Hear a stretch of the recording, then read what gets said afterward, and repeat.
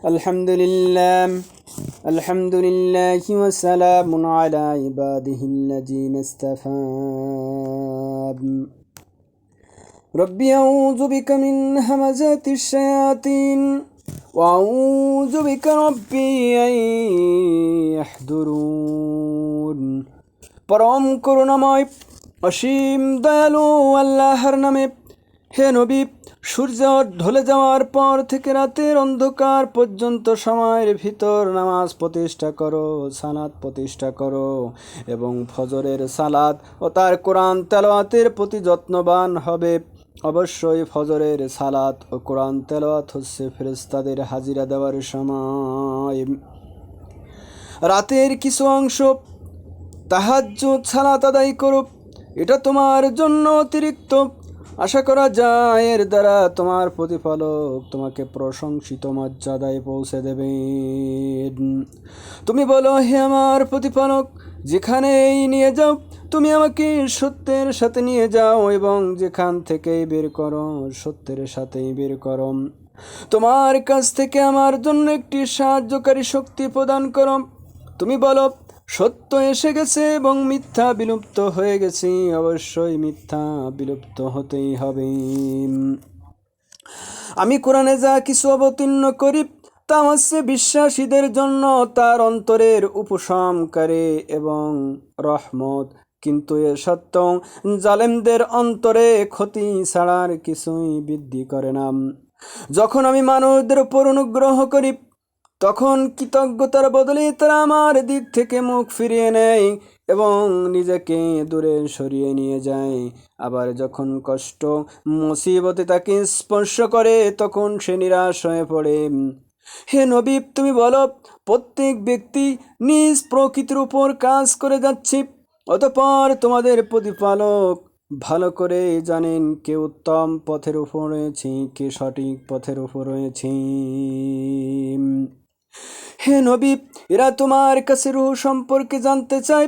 তুমি বলো, রূহ হচ্ছে আমার মালিকের আদেশ সম্পর্কিত একটি বিষয়। আল্লাহ তাআলার পক্ষ থেকে তোমাদের যা কিছু জ্ঞান দেওয়া হয়েছে তা নিতান্ত কম।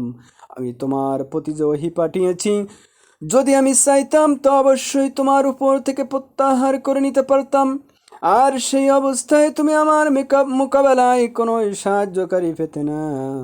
তোমার মালিকের দয়ার কথা আলাদা, অবশ্যই তোমার উপর তার অনুগ্রহ অনেক বড়। তুমি বলো, যদি সব মানুষ ও জিন এই উদ্দেশ্যে একত্রিত হয় যে তারা এই কোরআনের অনুরূপ কিছু বানিয়ে আনবে, তাতেও তারা এর মতো কিছু তৈরি করে আনতে পারবে না। এই ব্যাপারে তারা একে অপরের সাহায্যকারী হলেও তা সম্ভব নয়। আমি এই কোরআনের মধ্যে মানুষদের বোঝানোর জন্য সব ধরনের উপমা দ্বারা হিদায়তের বাণী বিশদভাবে বর্ণনা করেছি, তাফসীর সহ বর্ণনা করেছি, কিন্তু অধিকাংশ মানুষ তা অমান্য না করে ক্ষান্ত হলো না। অধিকাংশ মানুষ এই কোরআন অমান্য না করে ক্ষান্ত হলো না।